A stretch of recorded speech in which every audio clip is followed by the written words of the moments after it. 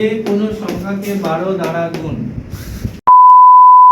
আগের ভিডিওতে তোমরা শিখেছো 11 দ্বারা গুণ, এবারে শিখবে যে কোনো সংখ্যাকে 12 দ্বারা গুণ।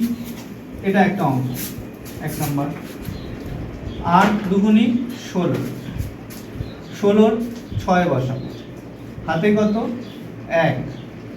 6 দুগুণী নেক্সট যেটা 6 দুগুণী 12, তার সাথে তার আগের সংখ্যাটা যোগ করতে হবে 8, হাতে কত ছিল 1, তাহলে আমার টোটাল হচ্ছে 21। তাহলে 21-এ 1 বসাবো।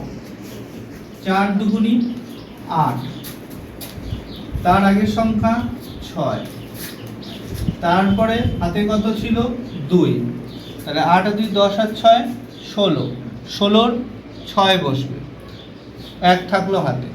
3 দুগুণী 6, তারপরে তার আগের সংখ্যা ঠিক 4, তার সাথে হাতে 1 ছিল, 6 4 10 আর 1 11, 11-র 1 বসবে।